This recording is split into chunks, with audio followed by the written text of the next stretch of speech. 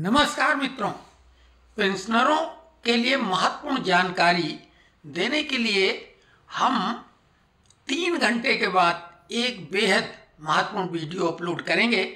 लेकिन इस वीडियो में भी कम महत्वपूर्ण बातें नहीं होंगी।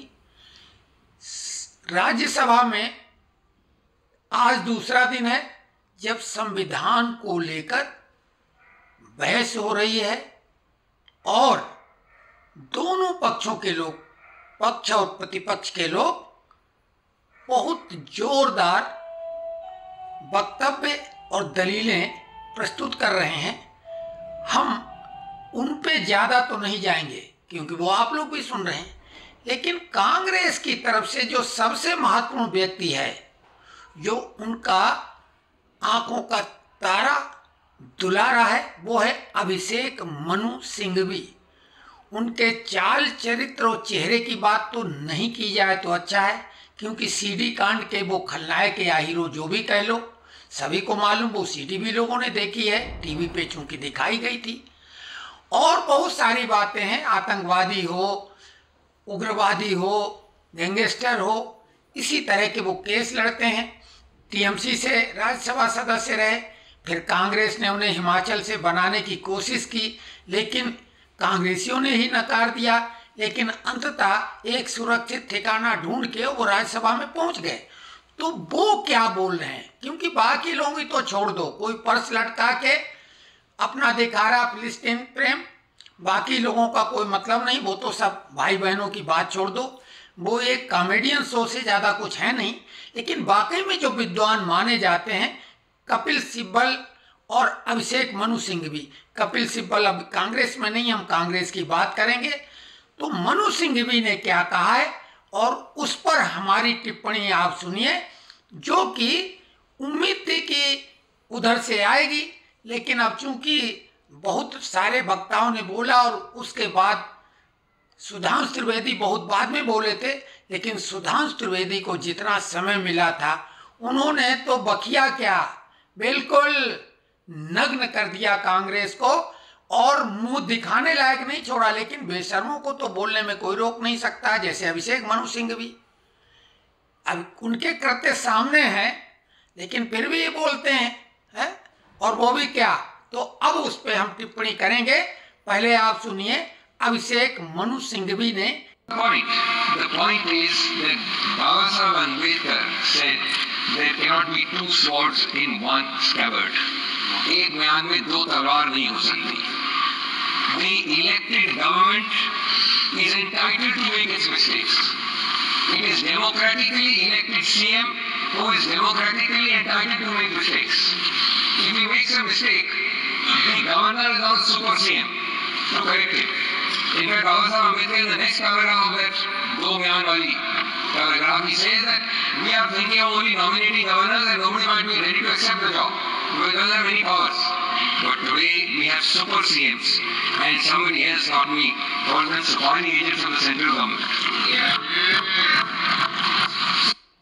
तो विद्वान अभिषेक मनु सिंघवी गवर्नर को सुपर सीएम बता रहे हैं।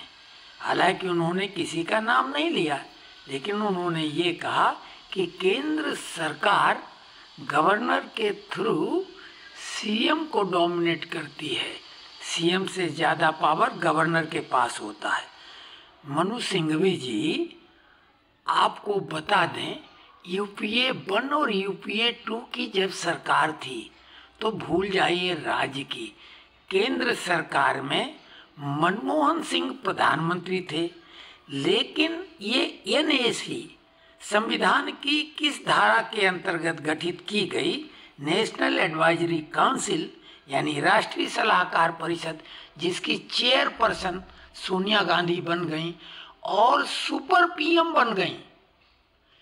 कोई भी फाइल बिना पद और गोपनीयता की शपथ के, केंद्रीय मंत्री प्रधानमंत्री जो शपथ लेते हैं उस तरह की शपथ एनएसी ने नहीं ली और वो फाइलें वहाँ जाती थीं।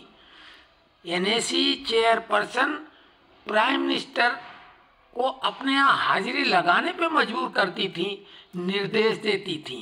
ये संविधान की किस धारा में लिखा हुआ है?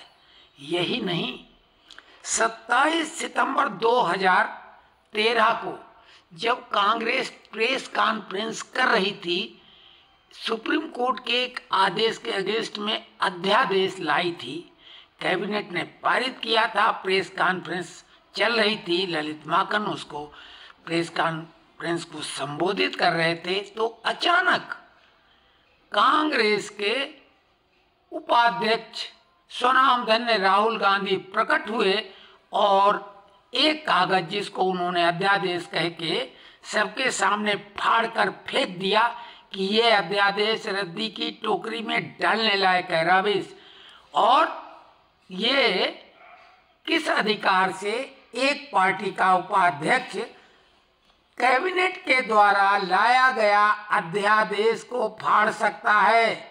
अभिषेक मनु सिंघवी बहुत ज्ञानी है, ये संविधान की किस धारा किस आर्टिकल के अंतर्गत ऐसा उन्होंने किया, और इसे आप क्या कहेंगे? एक म्यान में 2 तलवारों की बात आप कर रहे हैं, ये एक म्यान में 3 तलवारें कैसी थीं? मनमोहन सिंह नाम के प्रधानमंत्री, सोनिया गांधी सुपर प्रधानमंत्री और राहुल गांधी सुपर डुपर प्रधानमंत्री। तो इसका जवाब है आपके पास क्या?